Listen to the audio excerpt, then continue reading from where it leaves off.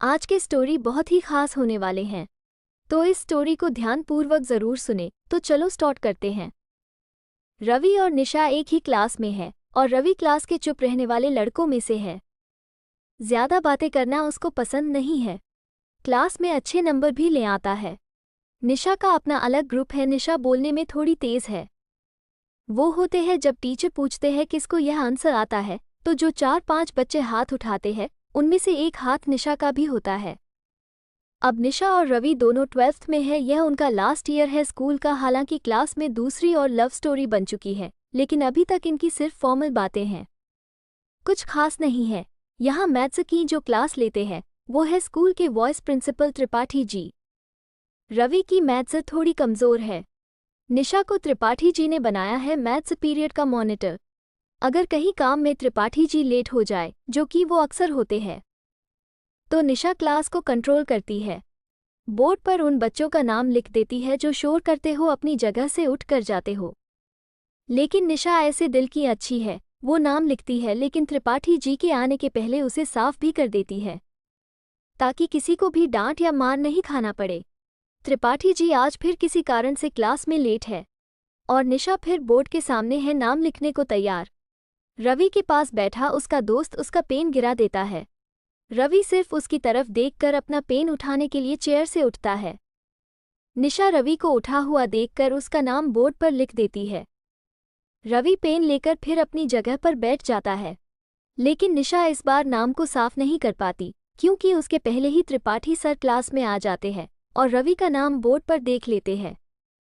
Tripathi sir आज कुछ extra गुस्से में थे और उनके हाथ लग जाता है रवि को वो वहां आने को कहते हैं। रवि को आते ही जोरदार 2 तमाचे टिका देते हैं। क्लास में जैसे सुई पटक सन्नाटा छा जाता है। त्रिपाठी जी के हाथों पीटा वो लड़का है जो सबसे कम बोलता है। रवि पीटने के बाद चुपचाप अपने गाल पर हाथ रखे हुए निशा की तरफ देखते हुए अपनी डेस्क पर वापस लौट जाता है। निशा को अब लगा कि उसने बहुत बड़ी मिस्टेक कर दी। पीरियड खत्म हुआ क्योंकि वो लास्ट पीरियड था, इसलिए इसके बाद स्कूल की छुट्टी और सब अपने घर की तरफ निकलते हैं। लेकिन पूरी क्लास का टॉपिक वो ही रवि के 2 तमाचे हैं। रवि जल्दी से निकल जाता है। उसके पीछे जाता है उसका फ्रेंड जिसने उसका पेन गिराया था, सॉरी की सहानुभूति लिए। इधर निशा की सहेलियां सारी निशा को आज की घटना का जिम्मेदार बता रही है। निशा भी मन ही मन गिल्टी है। गाल पर हाथ लिए रवि घर पर जाता है और बीमारी का बहाना बनाकर अपने कमरे में घुस जाता है। रात में निशा को नींद नहीं आती है और ना ही उसके पास रवि का नंबर है जो वो कॉल कर सके। निशा को सुबह का इंतजार है ताकि वो रवि को देख सके और उसे सॉरी बोल सके। सुबह हो गई। निशा को आज पहली बार शायद स्कूल जाने की बेसब्री है। वो स्कूल पहुंचती है। क्लासरूम में चारों तरफ नजर घुमाकर देखती है, लेकिन उसे रवि नहीं दिखाई देता। रवि आज स्कूल नहीं आया। अब निशा का दिन निकलना मुश्किल हो गया और रही सही कसर निशा की सहेलियों ने पूरी कर दी, जो उसे ऐसे लुक दे रही है मानो जैसे मनोज को उसी ने मारा है।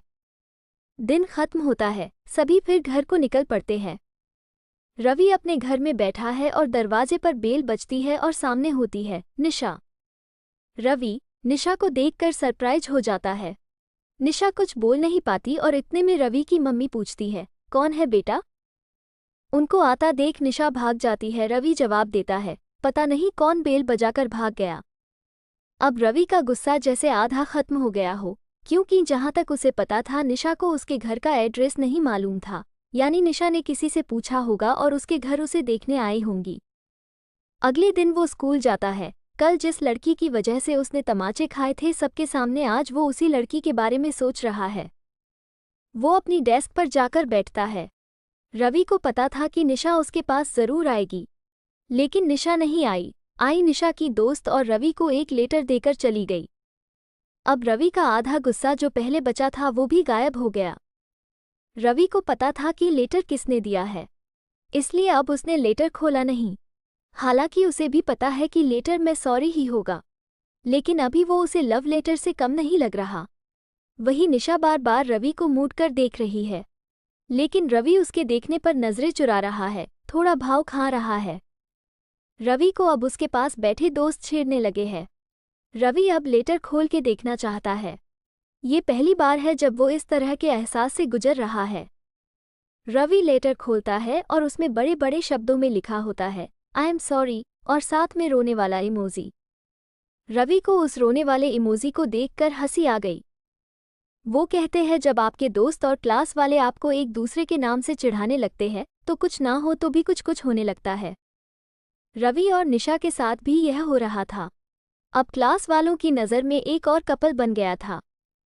तो ऐसा था रवि और निशा का पहला प्यार। ये कहानी इसी मीठे एहसास के साथ खत्म होती है जो कि सभी के साथ कभी ना कभी हुआ होगा।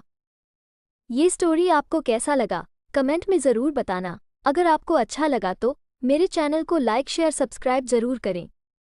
मिलते हैं नेक्स्ट वीडियो में, तब तक के लिए बाय।